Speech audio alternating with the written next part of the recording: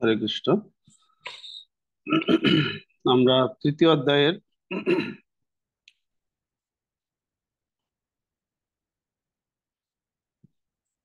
35 নম্বর শ্লোক পর্যন্ত আলোচনা করেছি ইতিমধ্যেই। আজকে আমাদের 36 নম্বর শ্লোক থেকে। অর্জুন উবাচ অথো কেন প্রযুক্ত অয়ম পাপম চরতি পুরুষ অনিচ্ছন্নপি বাষ্ণেয় বলাদিব নিয়োজিত।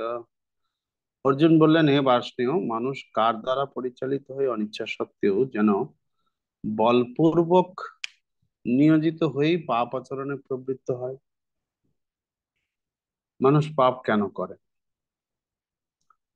ইচ্ছাকৃত ভাবে করেন না কারো দ্বারা প্ররোচিত হয়ে করেন? কি পরমাত্মা পাপ কার্যের জন্য অনুপ্রাণিত করেন?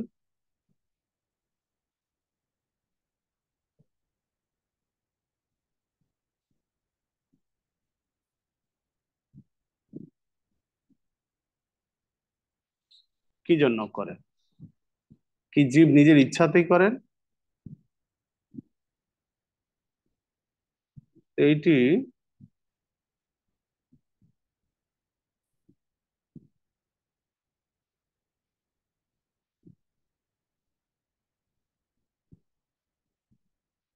অর্জুনের প্রশ্ন। ভগবানের অবিচ্ছেদ্য অংশ জীব মূলত চিন্ময়, পবিত্র ও সমস্ত জড়কলুষ থেকে মুক্ত। তাই সে জড়জগতের পাপের অধীন নয়। কিন্তু সে যখন জড়জগতের সংস্পর্শে আসে, তখন সে বিনা দ্বিধায় ইচ্ছাকৃত ভাবে ও অনিচ্ছাকৃত ভাবে নানা রকম পাপ কার্যে লিপ্ত হয়। তাই এখানে অর্জুন জীবেদের এই বিকৃত স্বভাব সম্পর্কে শ্রীকৃষ্ণের কাছে যে প্রশ্ন উত্থাপন করেছেন তা খুবই ন্যায়সঙ্গত। যদিও কখনো কখনো জীব পাপকর্ম করতে চায় না, তবুও সে পাপকর্ম করতে বাধ্য হয়। আমাদের দেহের মধ্যে অবস্থান করে পরমাত্মা কিন্তু আমাদের পাপকর্ম করতে অনুপ্রাণিত করেন না। কিন্তু তা সত্ত্বেও জীব পাপ কার্যে লিপ্ত হয়। তার কারণ ভগবান পরবর্তী শ্লোকে বর্ণনা করছেন।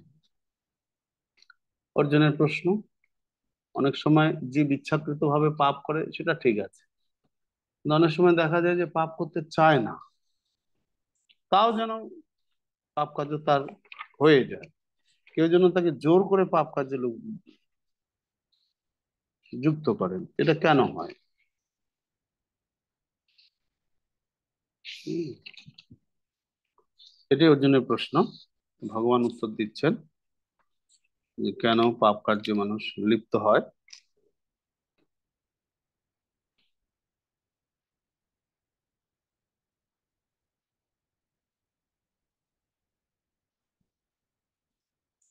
শ্রী ভগবান বাচ কাময়েশ ক্রোধেশ রজগুণ সমুদ্ভব মহাসন মহাপাপমা বিদ্যেনামিহ বৈরিনাম। পরমেশ্বর ভগবান বললেন, হে অর্জুন, রজগুণ থেকে সমুদ্ভূত কামই মানুষকে এই পাপ এই প্রবৃত্ত করে এবং এই কামই ক্রোধে পরিণত হয়। কাম সর্বগ্রাসী ও পাপাত্মক, কামকে জীবের প্রধান শত্রু বলে জানবে। তো রজগুণ থেকে কাম উৎপন্ন হয়। হম। ধূমেনাপ্রিয়তে বহ্নি যথাদর্শ মলেন চ যথুল্বেনাবৃত গর্ভ তথা তেনেমিদমাবৃতম।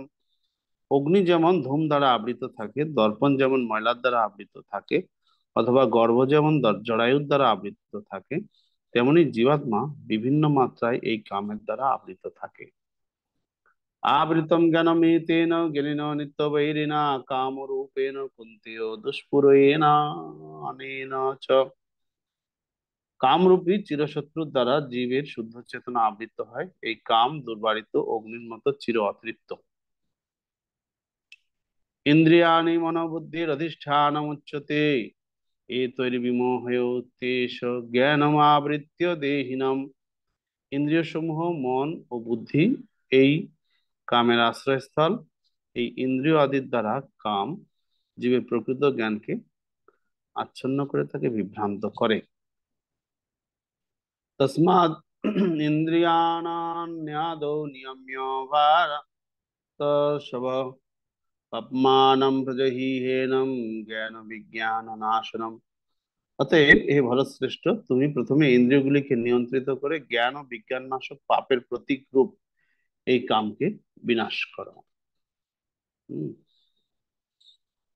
এইভাবে একটা কামের কাম রজগুণ থেকে আসে, কামের ফলে কি কি হয়, হুম, এগুলি বর্ণনা করা হলো এবং কাম থেকে মুক্ত হওয়ার উপায় বলে দেওয়া হলো।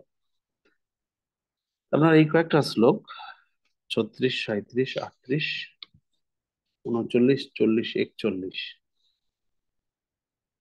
বা 37 থেকে 41, এই কয়েকটা শ্লোকে কাম সম্পর্কীয় যা যা বলা হয়েছে নীতিশিক্ষা, সেগুলি আপনারা খুঁজে বার করুন এবং কাম থেকে মুক্ত হওয়ার জন্য যা যা উপায় দেওয়া হয়েছে সেগুলো বার করুন। তা প্রথমে আপনারা 36, 37 থেকে শুরু করুন। 37 থেকে ধীরে ধীরে কাম সম্পর্কীয় যা যা কথা বলা হয়েছে, কামের বৈশিষ্ট্য সম্পর্কে যা যা বলা হয়েছে এবং এই কামের হাত থেকে রক্ষা পাওয়ার উপায় কি কি বলা হয়েছে সেগুলো আপনারা বার করুন। ঠিক আছে, সকলেই পড়ুন 37 থেকে 41 নম্বর শ্লোক পর্যন্ত।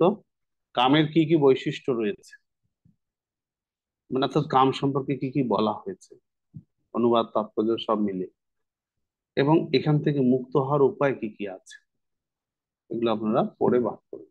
হরে কৃষ্ণ।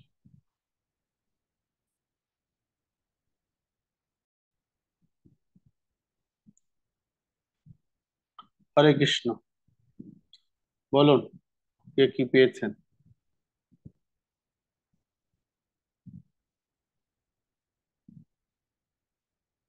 হুম, সুবিগ্রহ নৃসিংহ।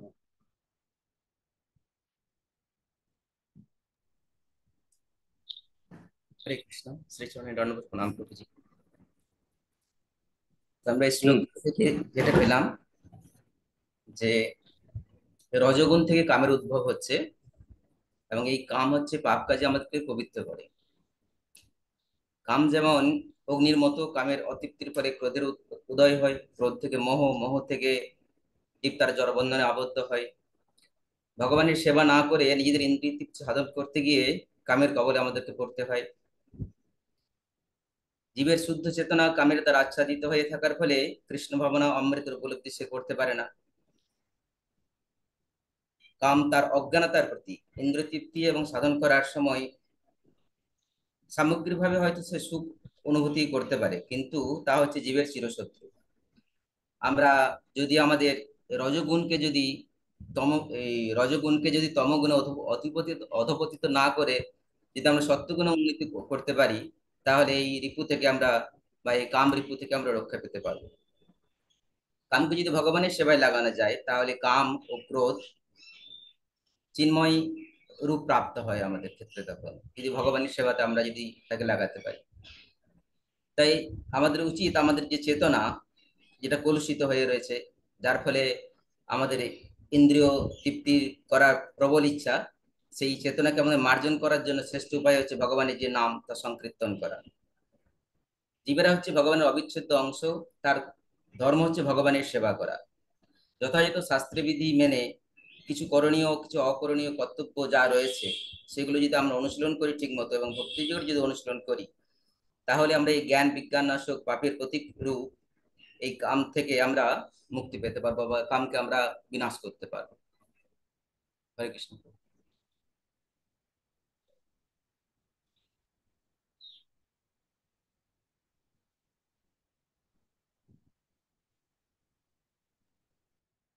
রাধিকেশ প্রণাম। প্রসাদ। তো কামের বৈশিষ্ট্য, কাম হচ্ছে মহাসন, মানে সর্বগ্রাসী, সমস্ত কিছুকে ভস্মিত করে দেয়। আর কাম হচ্ছে মহা পাপাত্ম, অত্যন্ত পাপী, যা আমাদেরকে সর্বদা দুষ্কর্মে এবং পাপে নিয়োজিত করে, যার ফলে আমাদের ভগবতমুখীতে বাধা দেয়। কাম হলো হচ্ছে বৈরিনম, মানে যিনি হচ্ছে শত্রু, মানে সর্বদা হচ্ছে আমাদেরকে ক্ষতি করবার চেষ্টা করে। আর কাম দুষ্পরেণ, মানে সর্বদা অতৃপ্ত। যতই আমরা কামের দ্বারা হয়, ততই আমাদের বেশি করে কাম ভোগ করবার ইচ্ছা হয়। আর কাম হচ্ছে সদম, দুর্জয়। কাম হচ্ছে আমাদের সবকিছুকে হচ্ছে একদম বিনাশ করে দিতে পারে, ভগবত ভক্তিকে নষ্ট করে দিতে পারে। তাই ভক্তিবিনোদ ঠাকুরের আমরা একটা গান দেখতে পাই, অনিত অনিত্য জড়ীয় কাম, শক্তিহীন অবিশ্রাম, নাহি তাতে পিপাসার ভঙ্গ। এক রাজ্য আজও পায়, অন্য রাজ্য কালও চায়, সর্বরাজ্য কর যদি লাভ, তবুও আশা নহে কোষ, ইন্দ্রপদে অবশ্য ছাড়ি যাবে ব্রহ্মার প্রভাব। তো এইভাবে আমরা দেখতে পাই যে কাম হচ্ছে আমাদের কখনোই আহ, পিপাসা মেটে না। কাম যখনই আমাদের আহ আসে, তখন আরো কিভাবে আমরা সেই কামনার দ্বারা বশীভূত হয়ে আরো কিভাবে ভোগ করতে চাই, সেইটাই আমাদের হতে থাকে।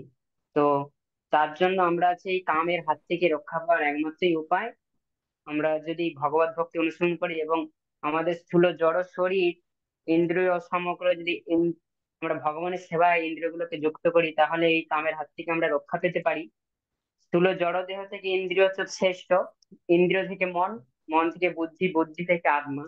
তো আমরা যদি সেই আত্মতত্ত্ব বিজ্ঞান, যদি সাধুগুরু বৈষ্ণবের আনুগত্যে থেকে আমরা যদি ভগবত কেন্দ্রিক জীবনযাপন করি, কৃষ্ণ অনুসরণ করি, তাহলে আমরা এই কামের হাত থেকে, অর্থাৎ সাধু সঙ্গের মাধ্যমে আমরা এই কামকে বশীভূত করতে পারি। ও হরে কৃষ্ণ। পরমানন্দ গোপেশ।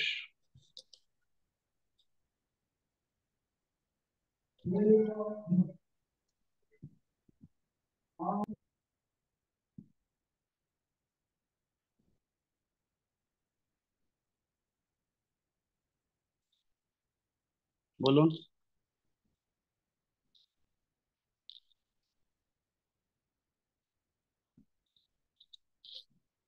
মাইক অন করতে পারলেন না? স্বরূপ কুমার পাল। হরে কৃষ্ণ প্রভু, দণ্ডবত প্রণাম। কামের বৈশিষ্ট্যগুলি হলো, কাম রজগুণ থেকে উদ্ভূত হয়, কাম সর্বগ্রাসী ও পাপাত্মক এবং জীবের প্রধান শত্রু, কাম দুর্বারিত অগ্নির মতো চির তৃপ্ত, কাম হচ্ছে অজ্ঞানতার প্রতীক, যার দ্বারা জীবদের এই জড় জগতে আবদ্ধ করে রাখা হয়েছে। ইন্দ্রিয় সমূহ, মন ও বুদ্ধি কামের আশ্রয়স্থল। বুদ্ধি হলো কামের রাজধানী। কাম হলো জ্ঞান ও বিজ্ঞান নাশক। এই কাম থেকে মুক্ত হওয়ার উপায়, যেহেতু সবকিছুর উৎসই ভগবান, তাই কামের উৎস ভগবান। তাই কামকে ভগবত প্রেমে রূপান্তরিত করলে কাম ও ক্রোধ উভয়ই অপ্রাকৃত চিন্ময় রূপ প্রাপ্ত হয়। সেটা করা যেতে পারে কেবলমাত্র সদ্গুরুর তত্ত্বাবধানে, কৃষ্ণ ভাবনা অনুশীলনের মাধ্যমে। জীবনের শুরু থেকেই যদি আমরা ভগবানকে ভালোবাসতে শিখি, তাহলে আমাদের স্বাভাবিক ভগবত প্রেম কামে পর্যবসিত হতে পারে না। তবে কৃষ্ণ ভাবনা এতই শক্তিশালী যে জীবনের যে কোনো পর্যায়েই তা করতে সম্ভব। ইন্দ্রিয়গুলিকে নিয়ন্ত্রণের মাধ্যমে আমরা কামকে বিনাশ করা যায়। রজগুণকে যদি সত্য গুণে উন্নীত করা যায়, তাহলেও কাম থেকে মুক্তি পাওয়া যায়। হরে কৃষ্ণ প্রভু।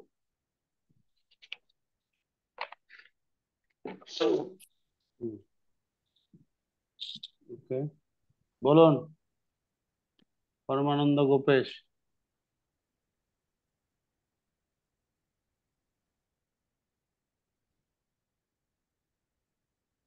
সাউন্ডে ডিস্টার্ব আছে। সর্বলীলাময় মাধব।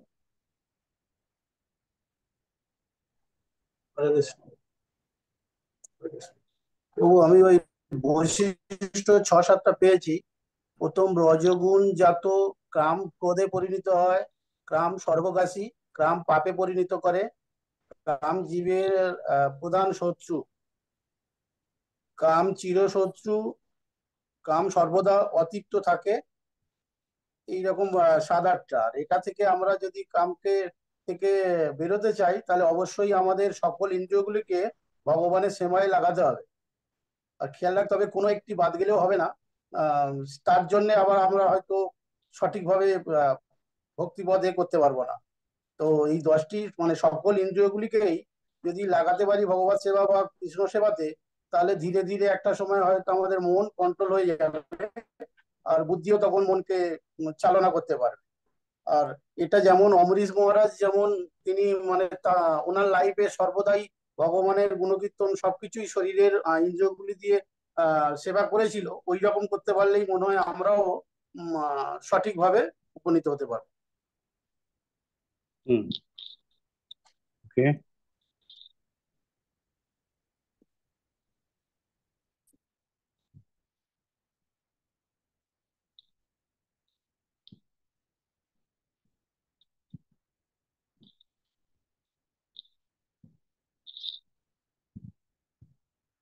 মানিনী করুণা। হরে কৃষ্ণ প্রভুজি। প্রভুজি, আমরা যেটা দেখতে পেলাম যে জীবের অজ্ঞানতাই হচ্ছে কাম। জীব যখন তার জড় শাশ্বত কৃষ্ণ প্রেম থেকে নিজের ইন্দ্রিয় ভোগের চেষ্টা করে, তখন তার রজগুণের প্রভাব আসে, রজগুণ থেকে কামের সৃষ্টি হয়। আর কামের থেকে আসে ক্রোধ, ক্রোধ থেকে আসে তার তমগুণ, অর্থাৎ জীবের সর্বনাশের শুরু।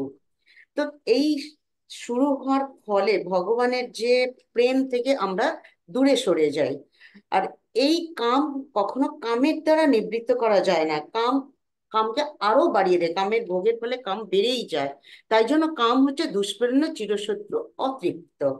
তো এই কাম থেকে জীবকে বেরোতে গেলে কামকে ভগবানের ভক্তির পথে তাকে চালিত করতে হবে, ভগবানের সেবায় নিয়োজিত করতে হবে, যেটা আমরা আগেও শিক্ষা পেয়েছি। তাহলে আমাদের ষড়রিপু দমন হবে। আর কি করতে হবে না, এই যে অথাত ব্রহ্ম জিজ্ঞাসা, কোনো ভগবত তত্ত্ববেত্তার আন্ডারে আমাদের প্র্যাকটিস করতে হবে, চিত্ত আমাদের দর্পণ করতে হবে, মহামন্ত্র বেশি বেশি করে মনোযোগ সহকারে সাধনা করতে হবে, প্র্যাকটিস করতে হবে। তাহলেই আমরা বুঝতে পারবো যে আমরা আমাদের স্বরূপটা কি। আত্মা হচ্ছে আমাদের স্বরূপ, আর দেহটা হচ্ছে আমাদের আবরণ।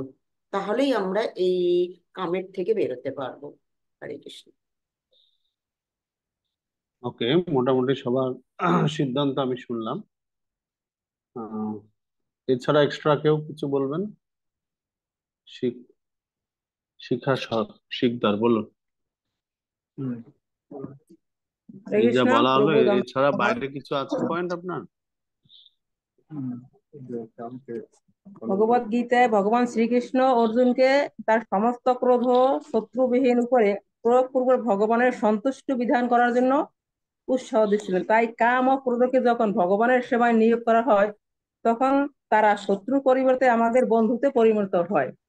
প্রতিটি জীবের অন্তরে যে স্বাভাবিক ভগবত প্রেম আছে, তার এই বিকৃতি প্রতিফলিত হচ্ছে কাম। কিন্তু জীবের শুরু থেকেই যদি কৃষ্ণ ভাবনাময় শিক্ষা লাভ করা যায়, তাহলে আমাদের স্বাভাবিক ভগবত প্রেমে আর কামে পর্যবসিত হতে পারে না। ভগবত প্রেম কামে বিকৃত হয়ে গেলে তাকে স্বাভাবিক অবস্থায় ফিরিয়ে আনা অত্যন্ত কঠিন। তা হলেও কৃষ্ণ ভাবনা এমনই শক্তিশালী যে এমনকি বিলম্ব হওয়া সত্ত্বেও যদি কেউ গভীর নিষ্ঠার সঙ্গে ভগবত ভক্তির বিধি নিষেধগুলি অনুশীলন করে, সে কৃষ্ণ প্রেম লাভ করতে পারবে। হরে কৃষ্ণ প্রভু প্রণাম। ওকে, ধন্যবাদ। তো আমরা এখানে কাম সম্পর্কীয় যে নীতিগুলো পেয়েছি সেগুলো আপনারা বললেন।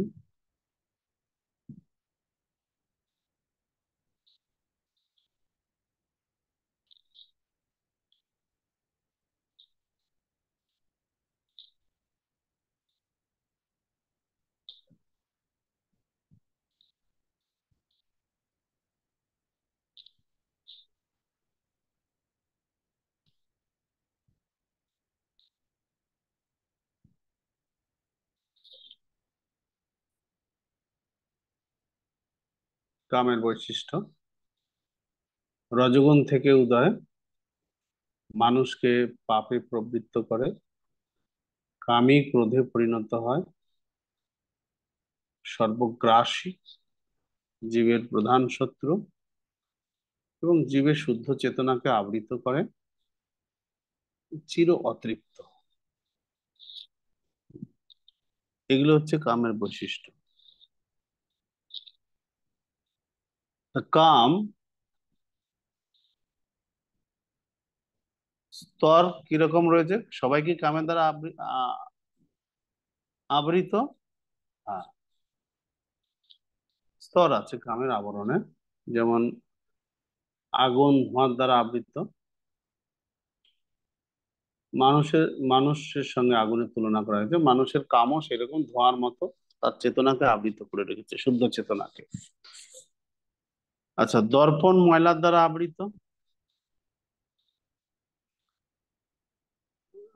এটা পশু পাখিদের চেতনার সঙ্গে তুলনা করা হয়েছে। পশু পাখিদের চেতনা তারা আরো বেশি কামের দ্বারা আবৃত, যেটাকে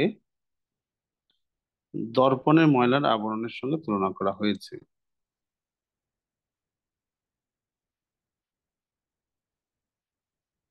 হুম। এরপরে গর্ভ যেমন জরায়ুর দ্বারা আবৃত, এটা গাছের চেতনার সঙ্গে তুলনা করা হয়। তবে সবাই কামের দ্বারা আবৃত কম বেশি। মানুষও আবৃত, পশু পাখিও কামের দ্বারা আবৃত, গাছও, গাছের মধ্যে যে আত্মাগুলি আছে তারাও কামের দ্বারা আবৃত। প্রত্যেকের আবরণ আলাদা আলাদা।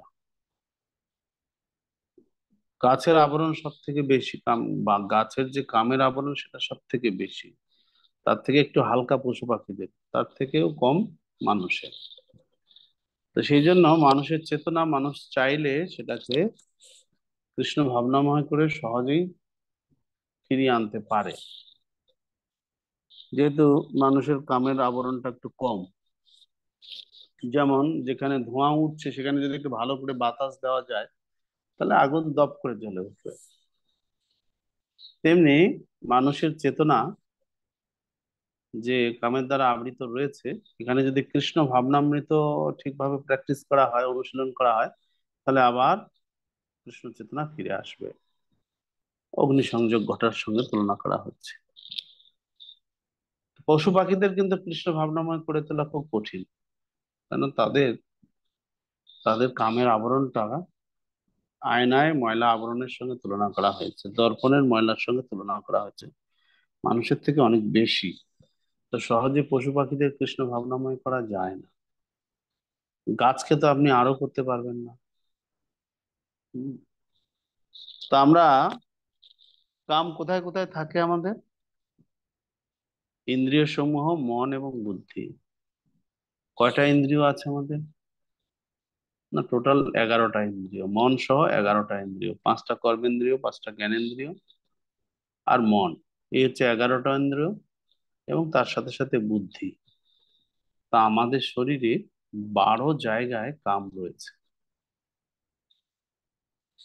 কাম আমাদের চিরশত্রু, সে আমাদের শরীরে 12টা জায়গায় বসে আছে।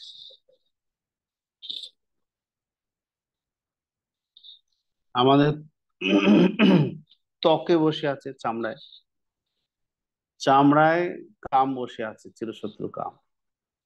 এই জন্য আমরা একজনের আরেকজনের চামড়া দেখে আকৃষ্ট হয়ে যাই। চামড়ায় বসে আছে।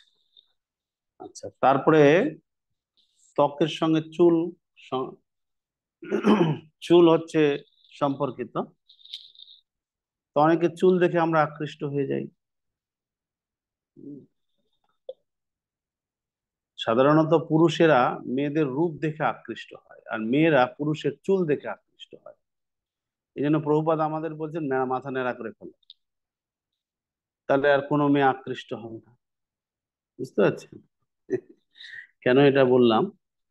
আমি কিছুদিন আগে একটা সার্ভে শুনছিলাম যে মেয়েরা ছেলেদের প্রতি কি দেখে আকৃষ্ট হয়। মানে বিভিন্ন কারণ থাকতে পারে, মানে মেইন কারণ কোনটা, 1 নাম্বার, 2 নাম্বার, 3 নাম্বার যদি এরকম ধরা হয়, তো মেয়েরা বলছে যে আমরা প্রথমে চুল দেখে আকৃষ্ট হই, ছেলেদের চুল দেখে আকৃষ্ট হই। চুলের মধ্যেও কাম আছে। কাম যেহেতু ত্বক, চুল যেহেতু ত্বকের সঙ্গে সম্পর্কিত, তাই চুলের মধ্যেও কাম আছে।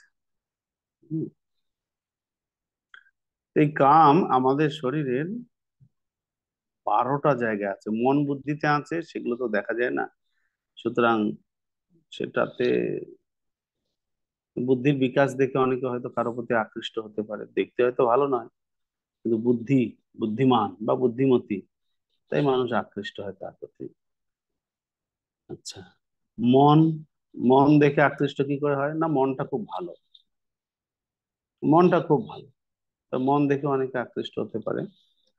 আচ্ছা, এরপরে তো নানা ইন্দ্রিয়গুলি রয়েছে। আমার এক বন্ধু ছিলেন, আমি ইসকনে আসার পরে অনেকদিন পরে বাড়িতে গিয়েছি, তো আমার সঙ্গে দেখা করতে এসেছেন। তো সে এখন বিবাহ করবে, কাউকে ভালোবেসে ফেলেছে।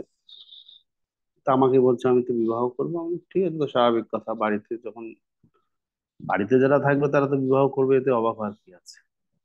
এটা মঠ মন্দিরে থাকলে সেটা আলাদা কথা, বিবাহ করবে না, ঠিক আছে, ভগবানের সেবায় যুক্ত। এখন যারা বাড়িতে রয়েছেন তারা তো বিবাহ করবেন, অবাক করার কিছু কথা নেই, খুব ভালো। তা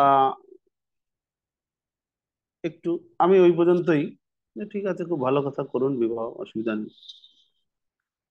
তখন আমাকে বলছে যে না, আমি যাকে পছন্দ করেছি তার সম্বন্ধে একটু বলতে চাই। না, বলুন। বলছে আমি তার সেই গলায় 3টা ভাঁজ রয়েছে, সেটা দেখে আকৃষ্ট হয়ে গেছি।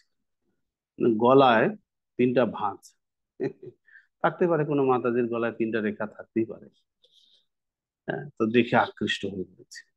এটা, এই যে আকর্ষণটা কি করে হলো, কেন হলো, এটা যদি আমরা বিচার করি, এই ত্বকের মধ্যে, চামড়ার মধ্যে কাম রয়েছে। তাই আমরা মানুষের ত্বক দেখেও আকৃষ্ট হই, চুল দেখে আকৃষ্ট হতে পারি, ত্বক দেখে আকৃষ্ট হতে পারি, দাঁত দেখেও আকৃষ্ট হতে পারি। কারণ দাঁত দেখেও আমরা আকৃষ্ট হতে পারি, কারণ দাঁতের মধ্যেও কাম আছে। হম। এইভাবে কারো কথাতে আমরা আকৃষ্ট হতে পারি, এত সুন্দর সুন্দর কথা বলে, আকৃষ্ট হতে পারি। বাক মানে বাঘ ইন্দ্রিয়, বাক পানি পাঁদ পাই, উম, এই যে আরো 5টা কর্মেন্দ্রিয়, তো বাঘ একটা ইন্দ্রিয়, মানে কথা বলার ধরন। তো এটা দেখেও অনেকে আমরা একে অপরের প্রতি আকৃষ্ট হতে পারি। হুম। অনেকের হাত দেখে কেউ আকৃষ্ট হতে পারে।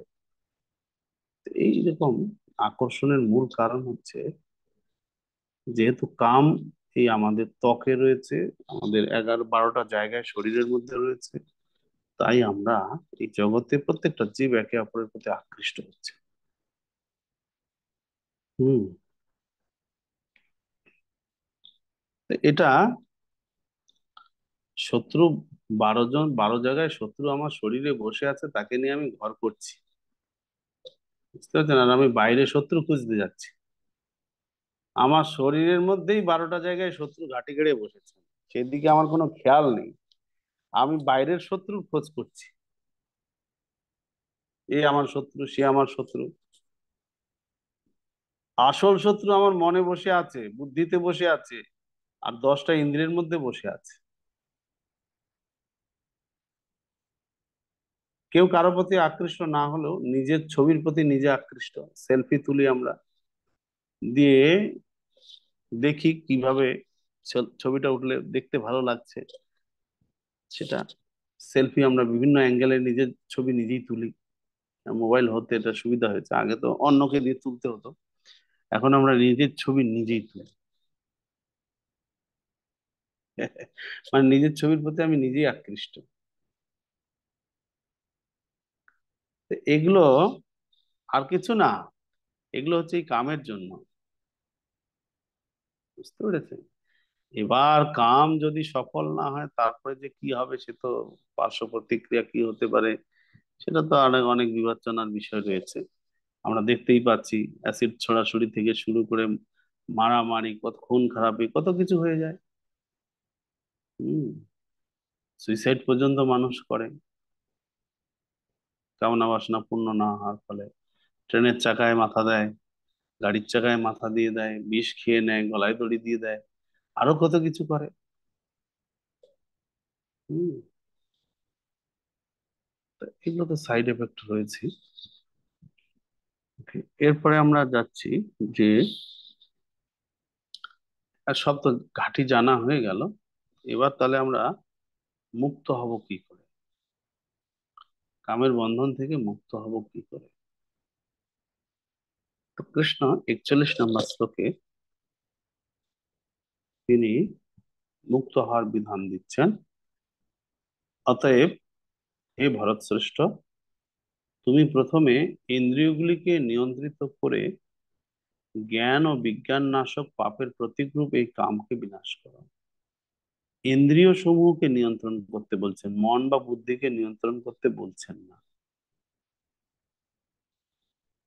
ইন্দ্রিয় সমূহকে নিয়ন্ত্রণ করতে বলছেন, কর্মেন্দ্রিয় জ্ঞানেন্দ্রিয়গুলোকে নিয়ন্ত্রণ করতে বলছেন। মন আর বুদ্ধিকে নিয়ন্ত্রণ করতে প্রথমে কৃষ্ণ বলছেন না। কেন বলছেন না? না, মন নিয়ন্ত্রণ করা খুব কঠিন, মনকে ধরা যায় না। বুদ্ধি তো আরো সূক্ষ্ম, পরের শ্লোকেই বলা হবে যে কেন উনি ইন্দ্রিয়কে নিয়ন্ত্রণ করার কথা বলছেন। ইন্দ্রিয়ানি পরন্নাহু ইন্দ্রিয়েভ্যো পরম মন, মনসস্তু পরা বুদ্ধি, যো বুদ্ধি পরতস্তু স। স্থূল জড় পদার্থ থেকে ইন্দ্রিয়গুলি শ্রেয়, ইন্দ্রিয়গুলি থেকে মন শ্রেয়, মন থেকে বুদ্ধি শ্রেয়, বুদ্ধি আর তিনি আত্মা সেই বুদ্ধি থেকেও শ্রেয়। শ্রেয় বলতে সূক্ষ্ম। আমার হাতের থেকে, হাত পা এগুলির থেকে আমার মনটা সূক্ষ্ম, আমি মন থেকে ধরতে পারি না। হাত পাকে ধরতে পারবো কিন্তু মনকে তো ধরতে পারবো না। মনের থেকে বুদ্ধি আরো শ্রেয়, মানে আরো সূক্ষ্ম, বুদ্ধিকে আরো ধরা যাবে না। তার মানে এই দুইটা জায়গায় 12 জায়গার মধ্যে দুটো জায়গা বাদ দিয়ে বাকি 10টা জায়গাকে আগে কৃষ্ণ সেবায় লাগানোর জন্য বললেন। 5টা কর্মেন্দ্রিয়, 5টা জ্ঞানেন্দ্রিয়, এটাকে আগে কৃষ্ণ সেবায় লাগাও, তাহলে বাকি দুটো এমনিতেই নিয়ন্ত্রিত হয়ে যাবে। হুম, তো এটাই মন ও বুদ্ধি। যদিও কৃষ্ণ মনকে কৃষ্ণ ভাবনাময় করার জন্য আমরা দেখব উনি উপায় দিয়েছেন, মনমনা ভব, আমার চিন্তায় সবসময় মনকে নিমগ্ন করো। বা আমরা আহ উপদেশামৃতে পড়েছি কৃষ্ণ চিন্তা করে বা কৃষ্ণ সেবার চিন্তা করে মনকে আমরা, মনের বেগকে নিয়ন্ত্রণ করতে পারি। হুম, তা এটা আমরা অলরেডি পড়েছি উপদেশামৃতে। এটা খুব কঠিন। তার থেকে সহজ হচ্ছে আমাদের ইন্দ্রিয়গুলিকে কৃষ্ণ সেবায় লাগানো। এই জন্য প্রথমে তুমি ইন্দ্রিয়গুলিকে নিয়ন্ত্রণ, কর্মেন্দ্রিয় জ্ঞানেন্দ্রিয়গুলোকে নিয়ন্ত্রণ করতে বলছে। ইন্দ্রিয় নিয়ন্ত্রণের পন্থা আমরা ইতিমধ্যেই পড়েছি। অম্বরীশ মহারাজ তিনি কিভাবে তার হাতকে কৃষ্ণ সেবায় লাগিয়েছেন, তার পাকে কৃষ্ণ সেবায় লাগিয়েছেন, তার ত্বককে কৃষ্ণ সেবায় লাগিয়েছেন, তার কানকে কৃষ্ণ সেবায় লাগিয়েছেন, তার জিহ্বাকে কৃষ্ণ সেবায় লাগিয়েছেন, নাককে কৃষ্ণ সেবায় লাগিয়েছেন। এই 10টা ইন্দ্রিয়ের উম, কৃষ্ণ সেবার প্রয়োগ অম্বরীশ মহারাজ করে দেখিয়েছেন। যদিও তিনি মন বুদ্ধি সবগুলোই কৃষ্ণ সেবায় লাগিয়েছেন, কিন্তু যেগুলো তো মন বুদ্ধি সহজে আমরা কৃষ্ণ সেবায় লাগাতে পারি না, তাই কৃষ্ণের সিদ্ধান্ত অনুসারে আমাদেরকে আগে 10টা ইন্দ্রিয়কে কৃষ্ণ সেবায় লাগাতে হবে, দিয়ে আমাকে নিয়ন্ত্রণ করতে হবে। এখন এই 10টা ইন্দ্রিয়কে কৃষ্ণ সেবায় লাগাতে গেলে কোন ইন্দ্রিয়টাকে কিভাবে লাগাবো সেটা অম্বরীশ মহারাজ দেখিয়েছে। তিনি হাত দিয়ে কৃষ্ণ সেবা করেছেন, আমরা হাত দিয়ে কৃষ্ণ সেবাও করি, হরিনামও করি।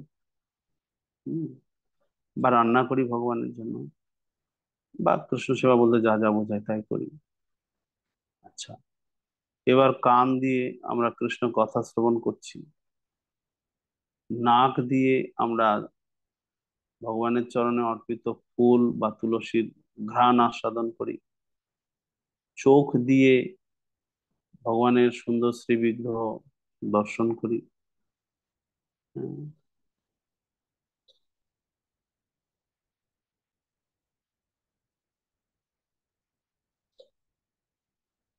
ত্বক, ত্বককে আমরা ভগবানের ভক্তের শরীর আলিঙ্গনে আমরা ব্যবহার করি। এইভাবে অম্বরীশ মহারাজ করেছে। যে তো সেই পন্থাতেই আমাদেরকে এই প্রথমে 10টা ইন্দ্রিয়কে কৃষ্ণ সেবায় লাগিয়ে নিয়ন্ত্রণ করতে হবে। ইন্দ্রিয়গুলিকে কৃষ্ণ সেবায় লাগানোর যে পন্থা, এটা সদ্গুরুর নির্দেশে ভক্তিরসামৃত সিন্ধুতে আমরা পাবো। এটাকে বলা হয় বৈধি সাধন ভক্তি। ইন্দ্রিয়গুলিকে জোরপূর্বক কৃষ্ণ সেবায় যুক্ত করা, শাস্ত্র এবং গুরুদেবের নির্দেশে, একেই বলা হয় বৈধি ভক্তি। আর মনকে কৃষ্ণ সেবায় নিযুক্ত করা, এটা হচ্ছে রাগানুগা ভক্তি। বা বুদ্ধিকে কৃষ্ণ সেবায় নিযুক্ত করা, এটা রাগানুগা ভক্তি। এর কথা কিন্তু কৃষ্ণ এখানে বললেন না, কেননা শুরুতে আমরা রাগানুগা ভক্তি অনুশীলন করতে পারি না, সম্ভব না। তাই আমাদেরকে প্রথমে বৈধি ভক্তি অনুশীলন করতে হবে। বৈধি সাধন ভক্তি, ভক্তির সমৃদ্ধ সিন্ধু যখন আমরা পড়বো, সাধন ভক্তির দুটো ভাগ, বৈধি সাধন ভক্তি এবং রাগানুগা সাধন ভক্তি, এগুলো আমরা আলোচনা করব। তো কৃষ্ণ এখানে বৈধি সাধন ভক্তি অনুশীলন করার জন্য আমাদেরকে বলছে যে আমাদের ইন্দ্রিয়গুলিকে শাস্ত্র এবং গুরুদেবের নির্দেশ অনুসারে কৃষ্ণ সেবায় নিযুক্ত করতে হবে। ইন্দ্রিয়গুলি যদি একবার এই চিরশত্রুর হাত থেকে মুক্ত হয়ে যায়, তাহলে মন এবং বুদ্ধিতে যে কাম বসে আছে, সেই কামও বিদায় নিতে বাধ্য হবে। হুম। এই পন্থাই এখানে কৃষ্ণ আমাদেরকে অনুমোদন করলেন। এখন ইন্দ্রিয়গুলিকে কৃষ্ণ সেবায় লাগানো মানে হচ্ছে, আমরা যদি বিচার করি, যেটাকে বৈদিক সাধন ভক্তি বলা হচ্ছে, তার মানে যোগশিরি অনুসারে ভক্তি মিশ্রা কর্ম। ভক্তি মিশ্রা কর্ম, কৃষ্ণ ভাবনাময় হয়ে কর্তব্য কর্ম করা, যেটা ভক্তি মিশ্রা কর্মে বলা হয়েছে। কৃষ্ণ ভাবনাময় হয়ে কর্তব্য কর্ম করা এবং ভক্তি যোগের অনুশীলন করা, এই যে ভক্তি মিশ্রা কর্ম, এই কথাই কৃষ্ণ এখানে বললেন। কামরূপী চিরশত্রুর হাত থেকে যদি আমরা মুক্ত হতে চাই, তাহলে আমাকে ভক্তি মিশ্রা কর্ম করতে হবে। যখন ভক্তি মিশ্রা কর্ম অনুশীলন করছি, কর্ম করছি মানে ইন্দ্রিয়গুলিকে আমাদের লাগাতেই হচ্ছে। তো ভক্তি মিশ্রা কর্মের অনুশীলনের মাধ্যমে কৃষ্ণ আমাদের কামরূপী চিরশত্রুর হাত থেকে রেহাই পাওয়ার উপায় দিলেন।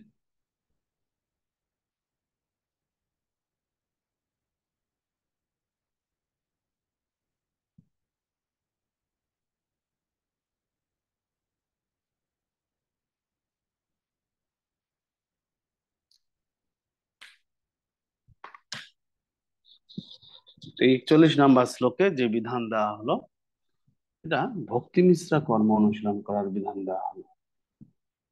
এটাকে ভক্তির সমৃদ্ধ সিন্ধুতে বৈধি সাধন ভক্তি বলা হচ্ছে।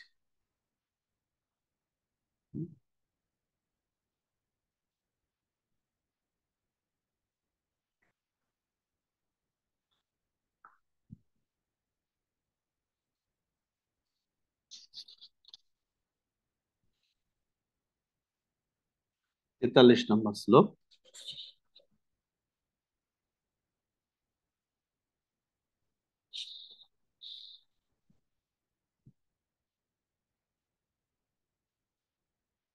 ইন্দ্রিয় সমূহ কৃষ্ণ সেবায় লাগালে মন বুদ্ধি এই সবই নিয়ন্ত্রিত হবে, তখন আত্মা স্বাভাবিকভাবে কৃষ্ণ সেবায় যুক্ত হবে। 43 নম্বর শ্লোক। এবং বুদ্ধি পরম বুদ্ধা সংস্তভ্যাত্মনো আত্মনা জহি শত্রুম মহাবাহো কামরূপম দুরাসদম। হে মহাবীর অর্জুন, নিজেকে জড় ইন্দ্রিয় এবং মন ও বুদ্ধির অতীত জেনে নিশ্চয়াত্মিকা বুদ্ধির দ্বারা মনকে স্থির করো এবং এইভাবেই চিৎ শক্তির দ্বারা কামরূপ দুর্জয় শত্রুকে জয় করো। ভগবদ গীতার এই 3য় অধ্যায়ে আমাদের স্বরূপ যে পরম পুরুষোত্তম ভগবানের নিত্যকালের দাস, সেই সত্য উপলব্ধি করতে পেরে ভগবানের সেবায় নিয়োজিত হওয়ার নির্দেশ দেওয়া হয়েছে। এই অধ্যায়ে ভগবান বিশদভাবে বুঝিয়ে দিয়েছেন যে নির্বিশেষ ব্রহ্মে লীন হওয়া জীবনের চরম উদ্দেশ্য নয়। জড় জীবনের আমরা স্বাভাবিকভাবে কাম প্রবৃত্তি ও জড়া প্রকৃতিকে ভোগ করার প্রবৃত্তির দ্বারাই প্রলোভিত হই, কিন্তু জড়া প্রকৃতির উপর আধিপত্য বিস্তার করা এবং জড় ইন্দ্রিয় উপভোগ করার বাসনা হচ্ছে বদ্ধজীবের পরম শত্রু। কিন্তু কৃষ্ণ ভাবনা অনুশীলন করার ফলে আমরা আমাদের ইন্দ্রিয়, মন ও বুদ্ধিকে নিয়ন্ত্রিত রাখতে পারি। আমাদের প্রবৃত্তিগুলিকে মুহূর্তের মধ্যে সংযত করা সম্ভব নয়, কিন্তু আমাদের অন্তরে কৃষ্ণ ভাবনার বিকাশ হওয়ার ফলে আমরা অপ্রাকৃত স্তরে উন্নীত হতে পারি। বুদ্ধির দ্বারা মন ও ইন্দ্রিয়গুলোকে ভগবানের শ্রীচরণারবিন্দে একাগ্র করতে পারি। এটি হচ্ছে এই অধ্যায়ের মর্মার্থ। জড় জীবনের অপরিণত অবস্থায় নানা রকম দার্শনিক জল্পনা কল্পনা এবং তথাকথিত যৌগিক ক্রিয়ার মাধ্যমে ইন্দ্রিয় সংযমের প্রচেষ্টার দ্বারা আমরা অপ্রাকৃত স্তরে উন্নীত হবার যতই চেষ্টা করি না কেন, পারমার্থিক জীবনধারার অগ্রগতির ক্ষেত্রে এই সমস্ত প্রচেষ্টা ব্যর্থ হবে। উন্নত বুদ্ধিযোগের দ্বারা কৃষ্ণ ভাবনার অমৃত লাভ করলেই পারমার্থিক উদ্দেশ্য সাধিত হবে। তাহলে বুদ্ধিযোগ মানে ভক্তি বিস্তার কর্ম বা নিষ্কাম কর্মযোগ। তাহলে আমরা দেখছি এই শেষে এসেও, তৃতীয় অধ্যায়ের শেষে এসেও কৃষ্ণ তিনি নিশ্চয়াত্মিকা বুদ্ধি দ্বারা মনকে স্থির করে, এই কথাটার মানে হচ্ছে এবং চিৎ শক্তির দ্বারা কামরূপ চিরশত্রুকে জয় করো, কথাটার মানে হচ্ছে যে ভক্তিমিশ্রা কর্মের অনুশীলন করে আমরা কামরূপ চিরশত্রুর হাত থেকে নিজেকে রক্ষা করতে পারি।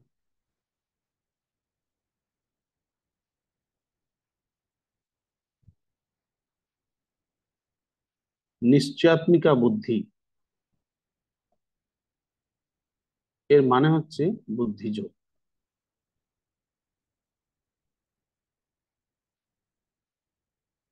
বুদ্ধিযোগ মানে হচ্ছে নিষ্কাম কর্মযোগ।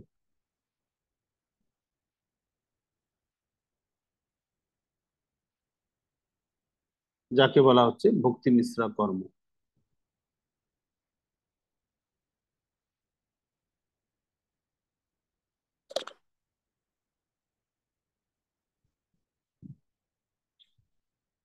ভক্তি মিশ্রা কর্ম আপনারা দেখতে পাচ্ছেন না তো স্ক্রিনে, আশা করি দেখতে পাচ্ছেন।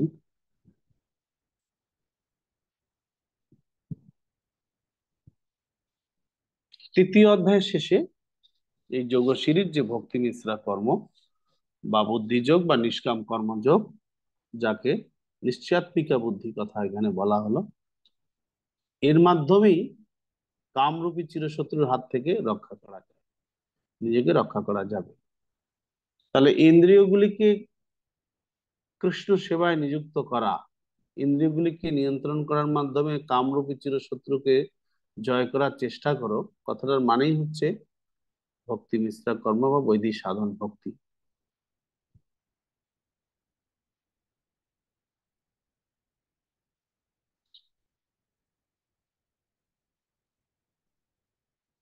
ওকে,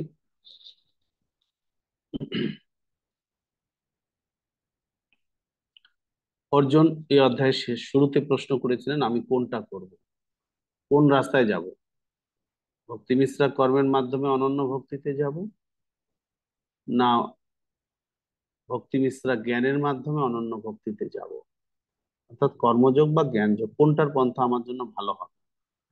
দেখুন, পুরো অধ্যায় আলোচনা করার পরে কৃষ্ণ কিন্তু এটাই বললেন যে ভক্তি মিশ্রা কর্ম বা কর্মযোগের মাধ্যমে অগ্রসর হওয়াটাই শ্রেষ্ঠ। তাহলে কামরূপী চিরশত্রুর হাত থেকে নিজেকে রক্ষা করা যাবে। এই নিষ্কাম কর্মযোগ বা ভক্তি মিশ্রা কর্ম, যাকে নিশ্চয়াত্মিকা বুদ্ধি বলে এই 43 নম্বর শ্লোকে বর্ণনা করা হলো, এইটাই প্রশ্ন উনি শুরুতে করেছিলেন যে আমি এই রাস্তায় যাব কি ওই রাস্তায় যাব। তারই উত্তর আমরা পেয়ে গেলাম স্পষ্টভাবে কৃষ্ণের কাছে। যে না, আমরা যদি ভক্তি মিশ্রা জ্ঞানের অনুশীলন করি, যেহেতু আমাদের শরীরে কাম রয়েছে, এই ভক্তি মিশ্রা জ্ঞানের অনুশীলন করতে গেলে আমাদের বিপদ হবে, মিথ্যাচারী ভণ্ডে পরিণত হবে।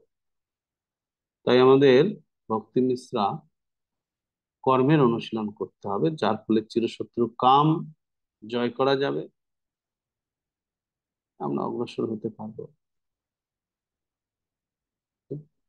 এখানে একটা কোশ্চেন আছে, যেটা আপনাদের হ্যান্ডবুকে দেওয়া আছে। 36 থেকে 43 শ্লোকগুলিতে কাম বিষয়ে কৃষ্ণ যে ব্যাখ্যা দিয়েছেন, হুম, তা থেকে মূলনীতিগুলি চিহ্নিত করুন। কৃষ্ণ চেতনার অভ্যাসে এই নীতিগুলির প্রয়োগ আলোচনা করুন। সংস্কৃত শব্দ এবং উপমাগুলি তুলে ধরুন। অর্থাৎ কৃষ্ণ চেতনার অভ্যাসে আপনি এই কামরূপ চিরশত্রুর হাত থেকে মুক্ত হওয়ার জন্য আপনার ইন্দ্রিয়গুলিকে কিভাবে কৃষ্ণ সেবায় আপনি ব্যবহার করছেন, এটা আলোচনা করবেন।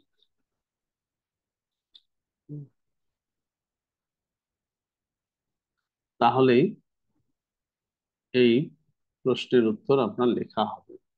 তো মূলনীতিগুলো আমরা পেয়েছি। সংস্কৃত শব্দ যেটা এখানে রয়েছে, সংস্কৃত শব্দ মানে হচ্ছে যে মূলনীতিগুলি যে সংস্কৃত শব্দ থেকে এসছে সেগুলিকে উল্লেখ করার কথা বলা হচ্ছে।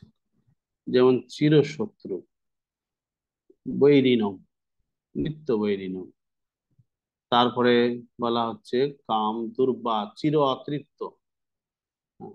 চির অতৃপ্তকে কি সংস্কৃত শব্দের দ্বারা বোঝানো হয়েছে?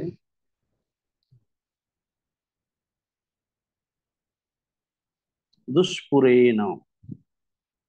দুষ্পুরেণ মানে চির অতৃপ্ত। হুম। তারপরে যে বলা হলো কাম রজগুণ থেকে উৎপন্ন হয়, তাহলে রজগুণ সমুদ্ভব। কাম সর্বগ্রাসী, মহাশন। কাম অত্যন্ত পাপাত্মায় পরিণত করে, মহাপাপমা। এই যে সংস্কৃত শব্দ, বা কাম হচ্ছে প্রধান শত্রু, বৈরিণম, এই সংস্কৃত শব্দগুলো চাওয়া হয়েছে। এবং উপমা তুলে ধরুন।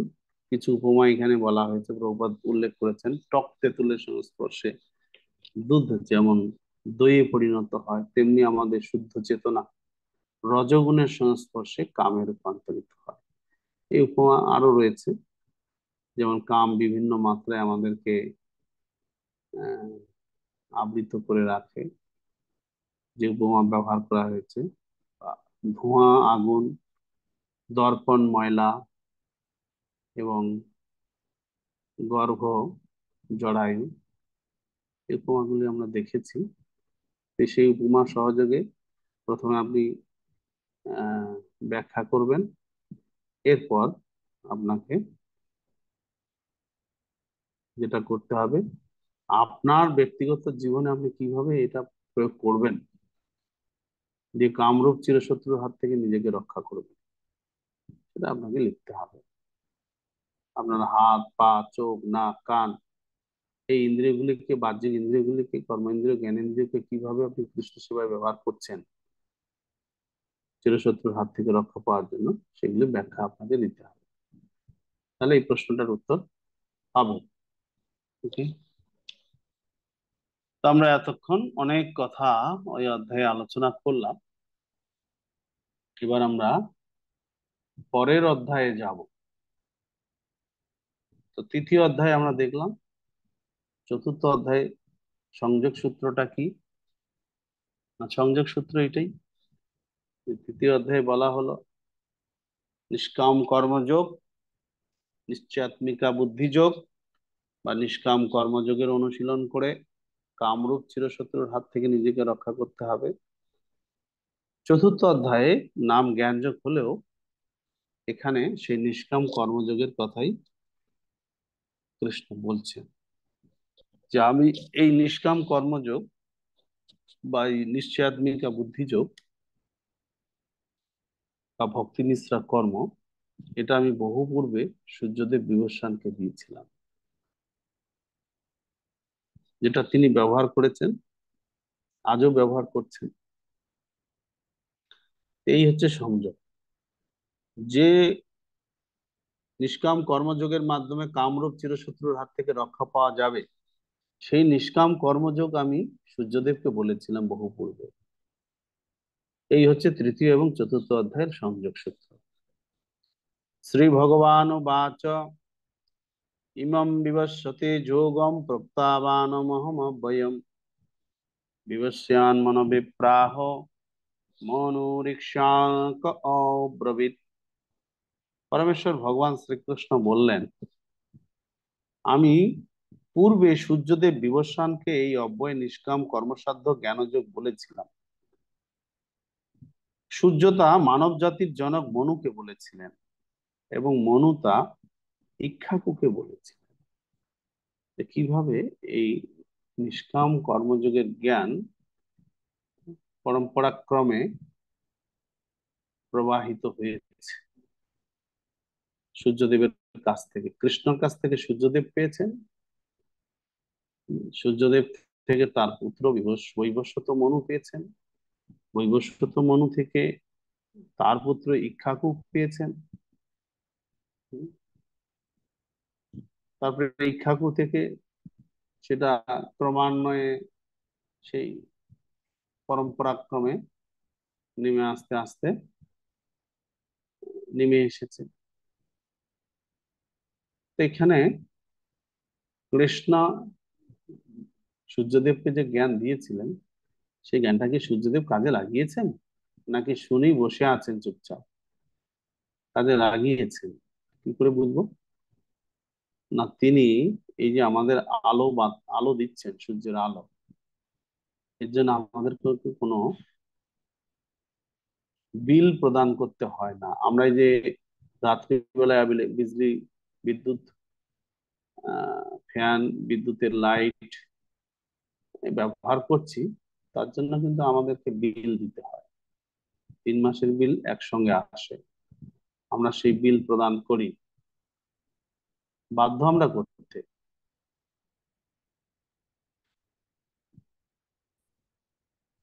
আমরা সেই বিল প্রদান করতে বাধ্য। কিন্তু সূর্যদেবের আলোতে আপনি কত কাজ করছেন বলুন দেখি। আপনার ভিজার কাপড় শুকাচ্ছেন, কতগুলো ভিজা কাপড় শুকিয়েছেন, ওগুলো যদি আপনি ইলেকট্রিসিটি দিয়ে আয়রন দিয়ে শুকাতেন, কত টাকার ইলেকট্রিসিটি পুড়তো আপনার বলুন। হুম।